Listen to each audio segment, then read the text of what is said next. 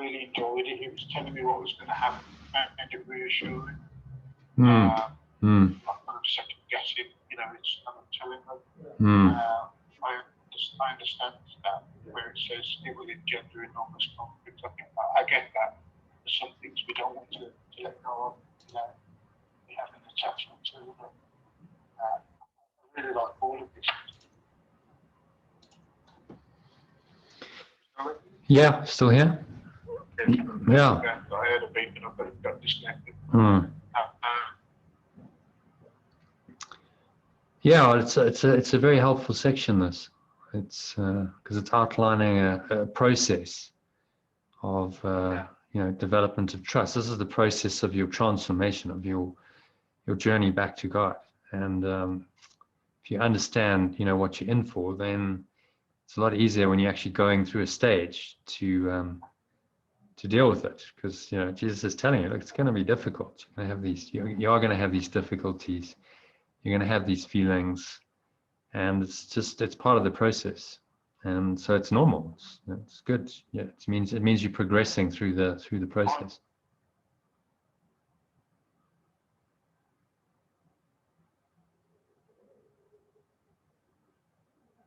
When I read this,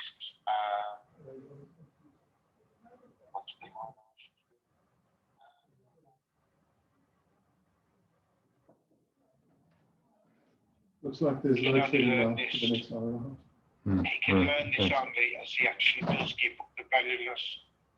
Through this, he learns that what he anticipated grief, he finds happy light-heartedness instead, where he thought something was asked of him. He finds a gift bestowed on him.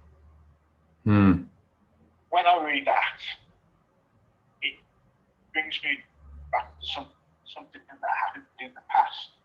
I was getting married to a Russian girl who lives in Yalta. We're still good friends. Godfather to her, best friend to her boy. But I'd gone out New Year's Eve to get married. We split up. She got nervous about leaving the country, coming here to the unknown. And she kept asking, did she have the wedding ring on? She was mad on Shakespeare, so I drove her to Stratford-upon-Avon, carried her, where Shakespeare comes from. We chose the ring in the jewellery shop in Stratford, and that meant something to her. And she kept asking, did she have it? And I was like, I'm not giving it to her after she's done this to me. I was feeling sorry for myself. And then I phoned her up, and I was just like, when I first met you, I wanted to do everything for you. It hasn't worked out, but they'll feel a lot for you, and you can gladly have the wedding ring. You know what I mean? That I brought it with good intentions, and I don't want that to be on a ruin. And she said, I've got a friend who's in London on holiday. I caught the train down to London, walked to Russell Square, and met with her friend. And handed the ring over. And so I was getting back on the train, and I was about to go back to Birmingham. I've never had it before. It was the only time I've ever had it. I had such a weight lifted off my shoulders. It was just amazing. She felt up and thanked me and said that a friend fancied me to go out with a friend, but I thought, I'm not going through all that again. But just the weight off my shoulders was just indescribable, holding on to this agreements, and I'm kind of thinking, when I read this is what I kind of think about, maybe it's not the same, but it's just when I read that. Yeah, that sounds like exactly, you just let go. Yeah, and the ring was just the symbol of holding on. So when you gave away the ring, you were like giving away your grievance, really, and saying, I'm willing to let it go. Which is the happy lightheartedness. Yeah. And this is like, let go of things that are kind of a hindrance, and they'll be replaced by something that's more in tune, with more smooth. Well, you're giving up the valueless.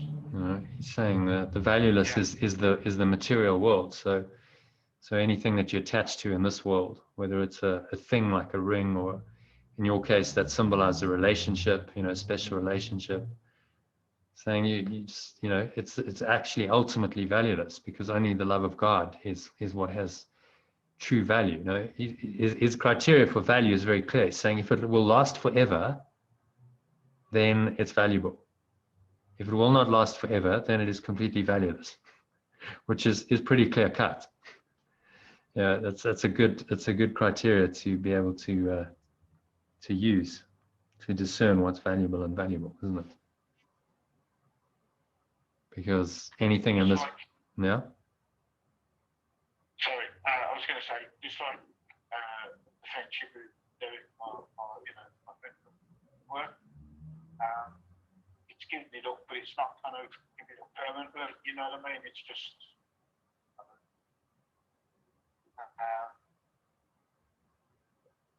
it's not kind of being in contact so much every day and listening to all the negativity and you know, still a love, kind of love there. You know, I wouldn't want to see any bad happen to him, but you know, love is in a friendship type of. So just giving up the kind of negativity side of the goodness. You know, we just think differently. You know, that's of course, you know, in relation to the Course of Miracles, and the ego, like he's always saying we need the ego. And I'm in the Course of Miracles, the ego's the problem. So why would it need the ego if that's the problem, you know? Well, because he's still attached to the ego and he can't see what the real problem is. I mean, David Hoffmeister talks about the one thing you need to do to start this, you know, this path of transformation. That's to recognize you have a problem. I have a perceptual problem. I am perceiving incorrectly all the time. And until you're willing to recognize, look, I have a problem, and actually, you know, this ego, the sense of being a separate self is the problem, you can't get anywhere, because you're not really acknowledging you have a problem. And we know from the addiction movement, you know, the Alcoholics Anonymous and etc., that the first step is to say, I have a problem. Okay, you know, I have this. If I can't even acknowledge that I have a problem, in this case with a particular, you know, addiction to a substance, but the problem, the bigger problem, is we're addicted to the world. That's the problem. We're addicted to our misperceptions of the world, to all the value that we've given to an illusory world. That's the problem. And until you're willing to go, okay, I can see I have a problem here, and I'm willing to have that problem solved on the level, you know, where the problem is, and like not the surface levels. Like I'm willing to really look at the problem in my mind, and he's not ready for that yet, obviously. So that's okay. He's not ready. You know, he will be at some point. I think our bond, as I say, we've had a laugh together. We started working together in '95. We worked on the railway, and the two of us have endured too much death. I mean, his mother was murdered. You know, the two of us have endured too much death in our lives. So I think that was our bond.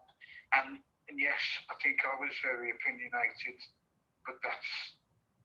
I feel like I woke up. You know. Yeah, and he's still the same. So then, you know, obviously there's going to be a difference of opinion, a different way of looking at the world, and you know, it's okay.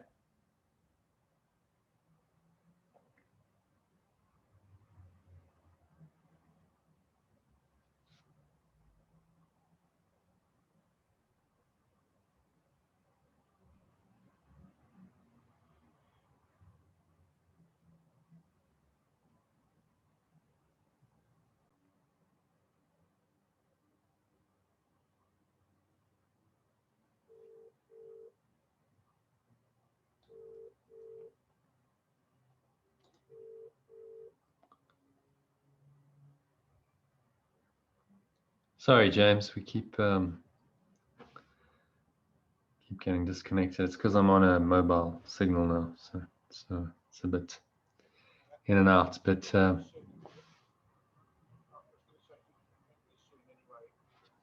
yeah, we've got two of the stages to go through. So let's or three of the stages. So it's 3 paragraphs. So we just finish it. Okay, so we've done stage 3. I'll read stage 4. So now comes a period of settling down. That's in quotes. This is a quiet time in which the teacher of God rests a while in reasonable peace.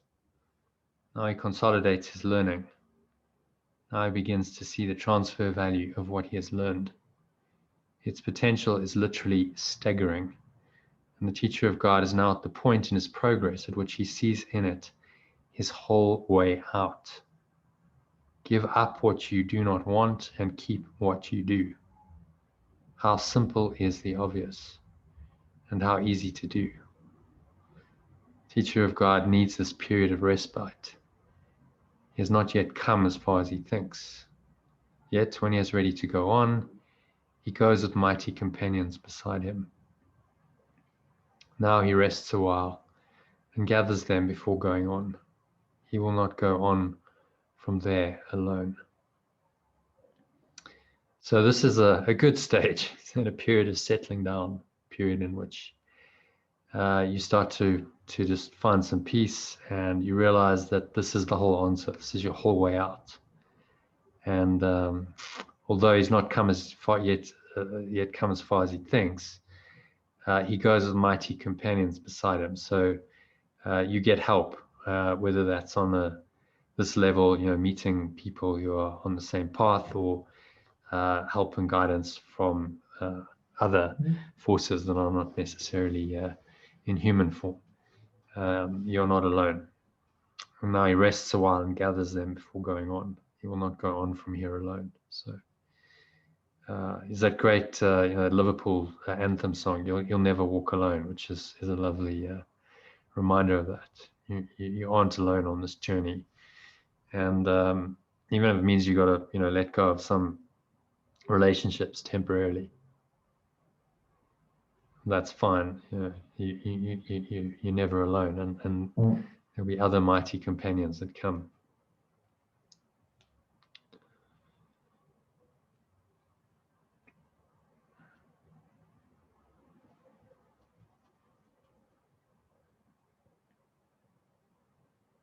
It is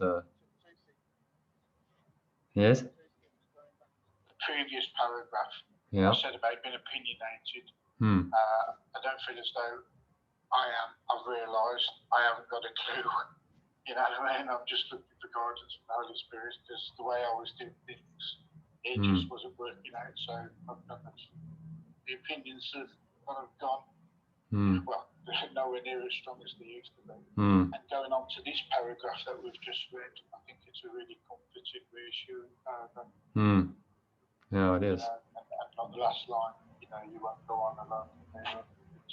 Yeah, as I was saying, you'll never walk alone. Is that that Liverpool anthem? It's a lovely song to listen to, because you're not alone. Even if on the level of form, you're living alone. Maybe some of your relationships you've had to kind of let go of or distance yourself from. There's help on another level.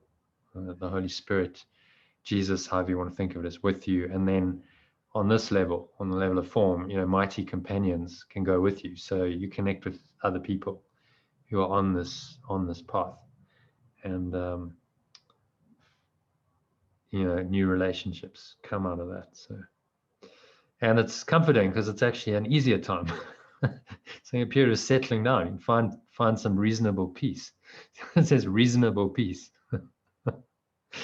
So what I like about it is he's telling us straight, okay, this journey isn't easy, and just understand that if you're going through difficulties, then it's just part of the process. Okay, do you want to read the next paragraph? The next stage is indeed a period of unsettling.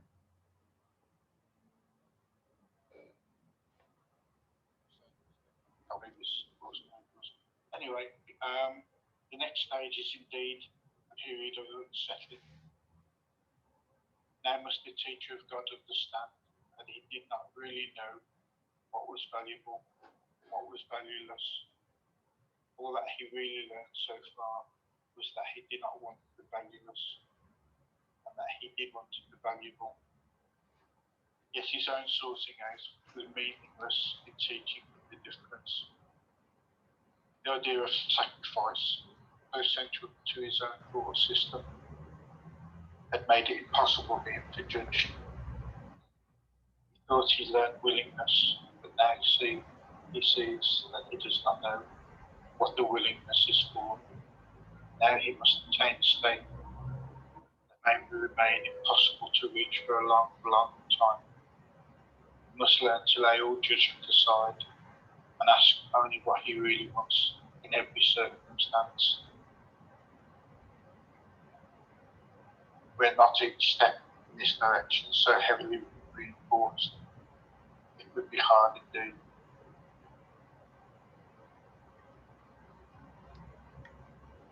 Okay, anything stand out for you there? I'm just going to do it again.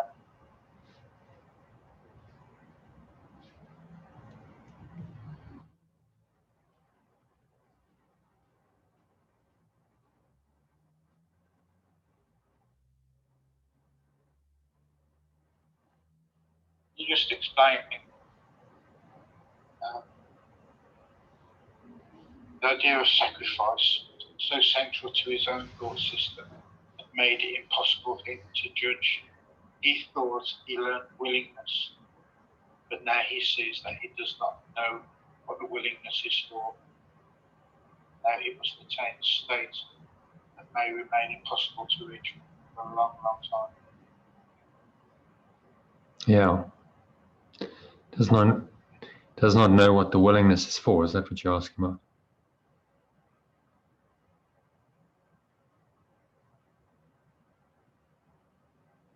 Is the willingness Hmm.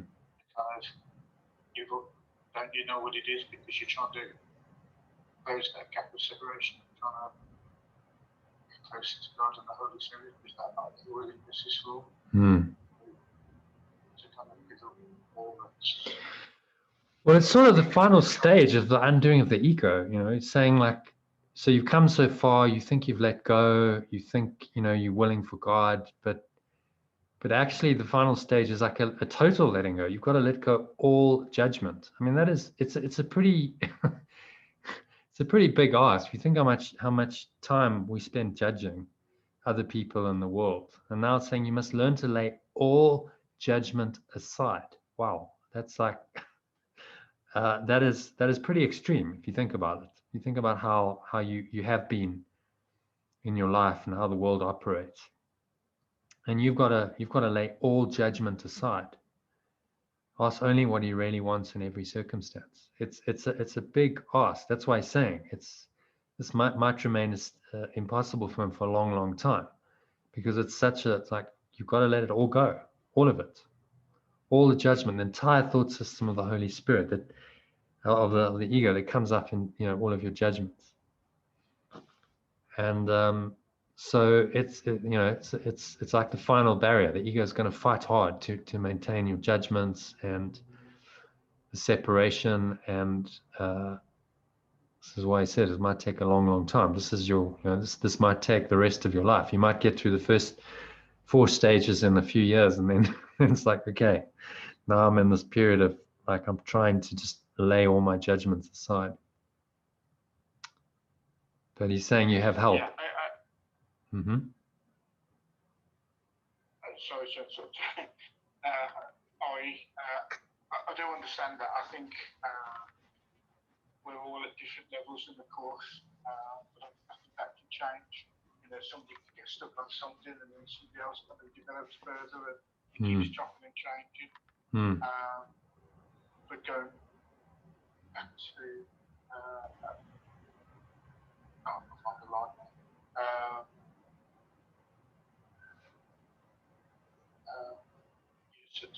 It's gone straight out of my head. But what I was going to say anyway was, you know, I like learning, and lesson yesterday with, you know, I thought he was the drug dealer. To me, that lesson was like saving up to go on a course that you really wanted to and having a tremendous outcome. I had that in the space of 30 seconds. You know, I think that what happened to me yesterday was really powerful and meant to be. I'm just stuck there trying to find the line. In this last paragraph, the period of unsettling. Yeah, he must learn to lay all judgments aside. You know, I've really learned that too. What happened yesterday was just tremendously powerful for me. And I said to you, the day before something had happened, I couldn't remember what it was. I still can't remember the situation, but I remember saying to myself, I really haven't got a clue. You know, I haven't got a clue what's really going on. And then the following day, you know, I kind of realised I really don't have a clue. I've been at the best lesson ever, you know. So. Well, it says here that, you know, the final line of this, were not each step in this direction so heavily reinforced, it would be hard indeed. So, you know, we get the guidance, that kind of experience that you had yesterday. That's a miracle. It's grace. It's not, you didn't orchestrate that. It just happened for you. You know what I mean? Happened to be that you saw that situation because you were looking out the window at the time, and you know, you just happened. But that's grace. It's orchestrated for you. It's given to you for your you know, for your learning.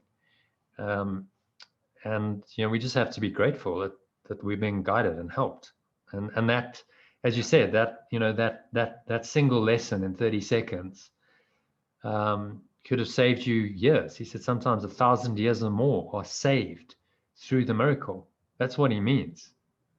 You know, you had a practical example of that. It's like, okay, in that instant, in that 30 seconds, you get a powerful lesson. If you really get it, okay, you know, judgment really is not justified. It's not right. I don't want to do it. And you really internally make that decision. Then, you know, that's saved 1,000 years, could be, because you can get stuck in judgment for 1,000 years. But, you know, in that one moment, you can save a huge amount of time and a lot of, you know, suffering in the process. So it's a good illustration that, you know, like sometimes he says these concepts and we go, oh, come on, 1,000 years. Does he really mean that? No, he really means it, because you can get stuck in the same judgmental thought system for 1,000 years. And one miracle like that can just go, hang on, like, boom. Suddenly you go, I'm clueless. Like, why am I judging? This is just totally not, it's totally not right. It's not what I want to do.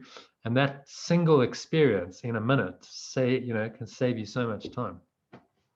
So if you see it right, of course, because you're opening up to this, that you then, you know, because you're willing, then you have the experience. If your friend had seen that, probably wouldn't have meant anything to him.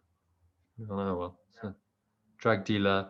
Oh, it wasn't a drug dealer. Oh, well, whatever. It's not a drug dealer. I was wrong. But he wouldn't have had a great, like, hang on, like, what, you know, what just happened here?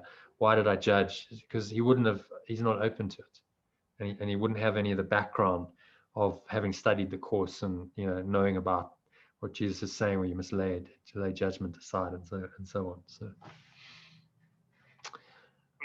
I think the short lesson on Friday was like a precursor to make me aware for the lesson yesterday. And then I'm reading this section on the characteristics of God's teachers, and I haven't really touched the manual for teachers as yet. So I'm reading this yesterday on the same day that lesson happened. If that's not a complete sign, exactly. You know what I mean? I don't know what it is. Well, you know, so, exactly. You know, you start to see that it's all orchestrated. It's like there's a synchronicity to it that you couldn't have planned.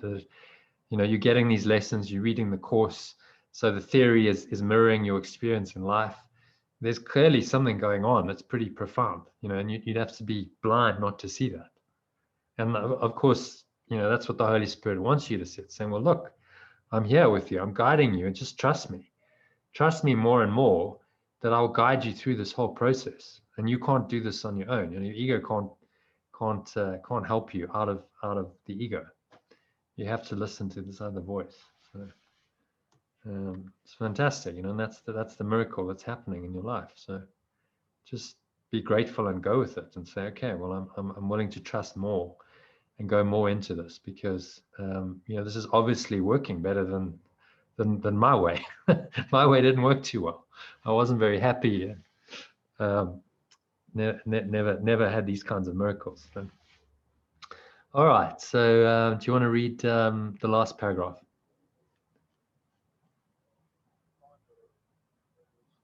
Period of achievement.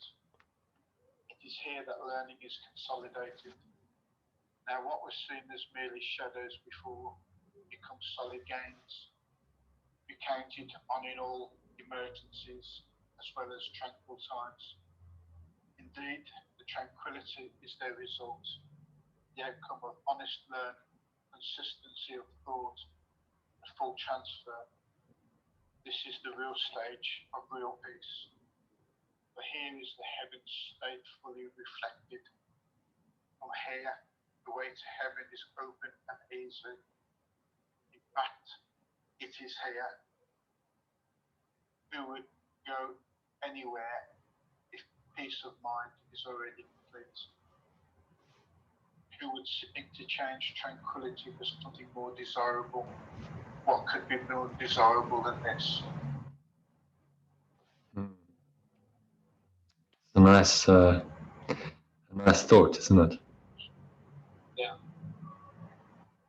So this is the state of you know, enlightened living state Jesus attained, Buddha attained. This is mastery. You know, it's when you understand it all. There's just peace.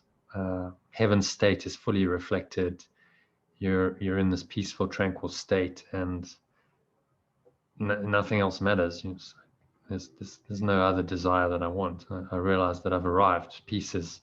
My peace of mind is all I really want. You know, I'm not looking for some other state, something better. I've let go of that because I'm already at peace. I'm content. You know, I'm tranquil.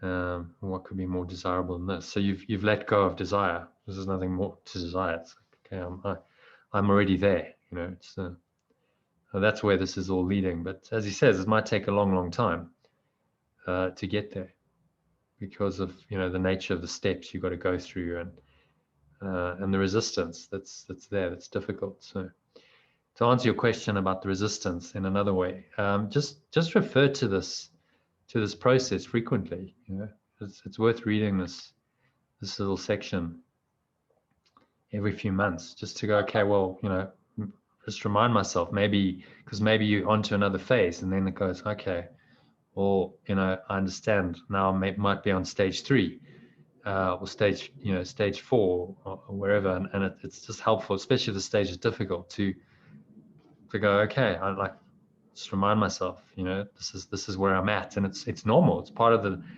process I'm going through. So don't get upset and like it's going to be difficult, and Jesus is telling me it's going to be difficult. So why would I expect it to be anything else? You know? So that can help you as well in this process. Sorry, do you have a question? A question. I was just going to say, what I really like in this is where it says this is the stage of real peace, but here is heaven's state fully reflected. Yeah. I really like that. But it's like in the group this morning, I was saying that we have a choice. We either want to be right or we want to be happy. We have to make that choice. Do we follow the ego or the Holy Spirit?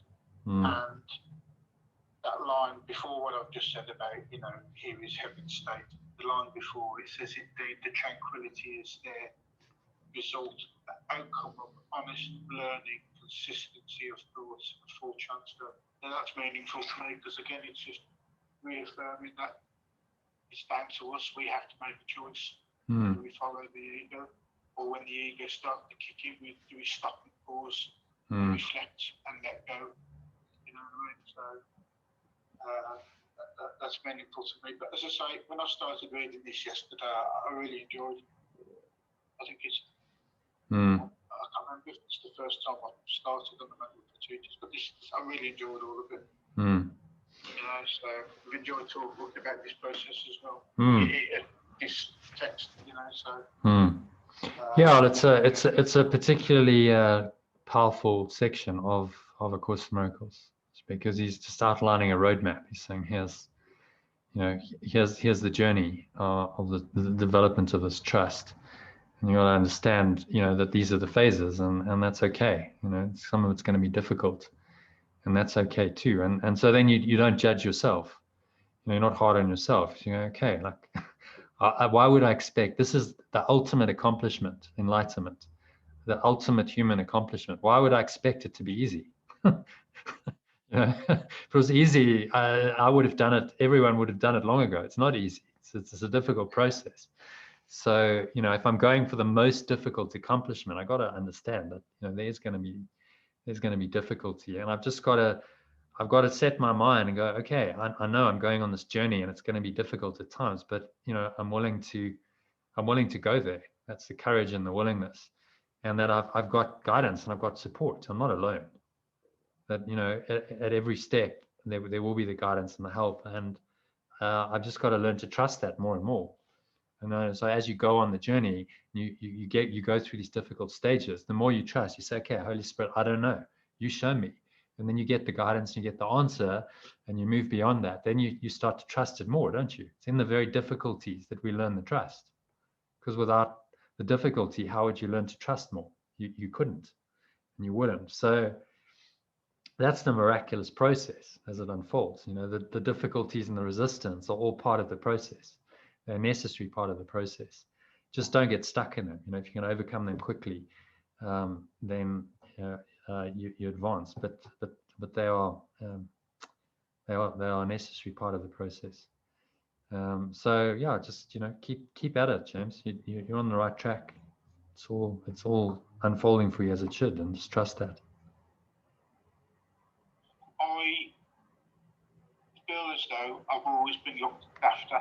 Do you know what I mean? It's like like with me, I've never been a millionaire, but I've never been destitute or somewhere to live. You know what I mean? So yeah, as though I've been always looked after. I don't live for money. I'd like money to help other people. You know what I mean? But I don't live for money. There's like the different values. And kind of reading this, like, if I give up the other wants, you know, the other desires that I do have, I still feel as though I'll be looked after. You know, and I think this is what it's telling me, you know, so. Yeah, well, it's a very good, you know, that's the trust. I'm being looked after, even in the challenges. You know, there's a presence that's holding you, it's guiding you, and you can just trust that. And that, you know, you need the challenges to grow, but they're never going to be more than you can cope with, because you've got the support and this guidance, mighty companions, as he says. You know, and it's heavily reinforced. These steps are heavily reinforced. You go with mighty companions. You know, he's saying, like, help is there. You just got to be willing to go through the process and trust that as you go through these difficulties, the help will come as and when you need it. And so then you develop more trust in it, don't you? It's like, okay, I can really trust this presence because it's always there for me. It's never going to let me down. It was only a few weeks ago that was really brought home to me. I've had the faith, but have I really had the trust? You know. So.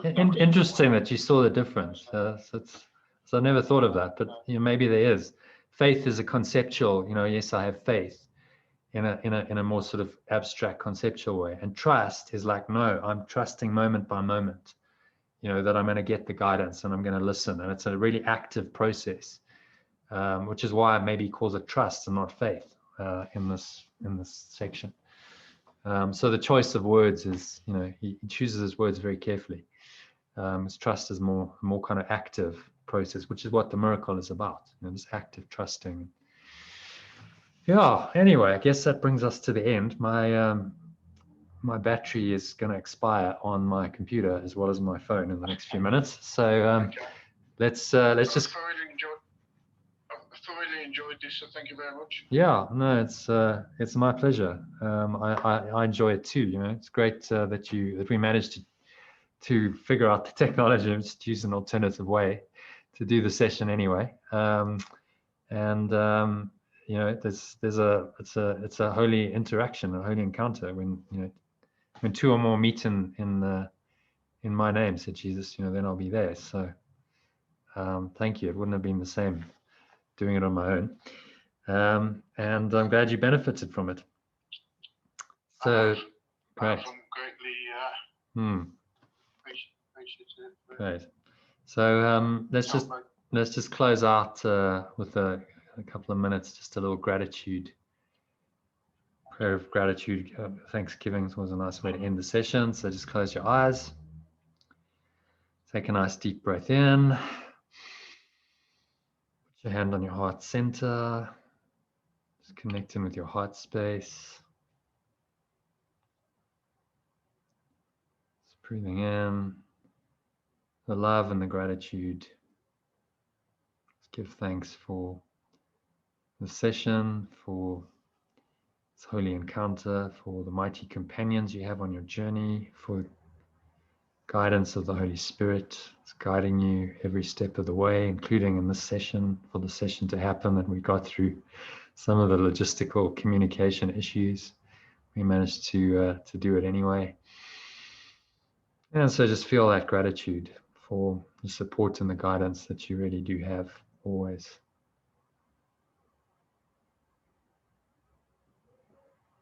Notice that feeling, smile, just anchor it in. So if you can carry the love and the gratitude with you for the rest of the evening, then you'll be in a nice flowing, trusting state of mind. So notice it, anchor it in. You can return to the state anytime you want to, just by taking a nice deep breath in and connecting with this feeling of love and gratitude in your heart.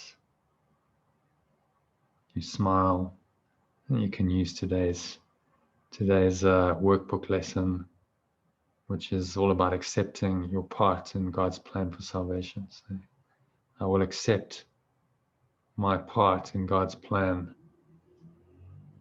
for salvation. That helps you to anchor the state in. Say it now. I do accept my part in God's plan for salvation, which is this unfolding plan for your awakening. It's happening right now. And exhale. Just give thanks again. Feel like you're extending this love and this gratitude out to bless and heal everyone you know, everyone you don't know, with this grace, the grace of the Holy Spirit, the love and the gratitude that you're not alone, that you are being guided back to God.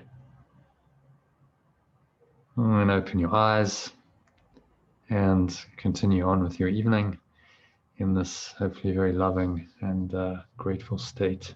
And if you need to top yourself up this evening, just use today's lesson in a short breath break. You can either just do 30 seconds on your own, like I just guided you to, or listen to any of the recordings, the breath break recordings that I sent you to top you up. So there'll be no session this evening.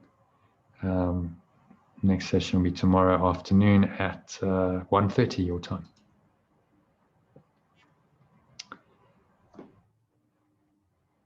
So see you then, James. Yeah, okay. I'll be there tomorrow. Great. Lunch tomorrow night, so I won't be tomorrow lunch.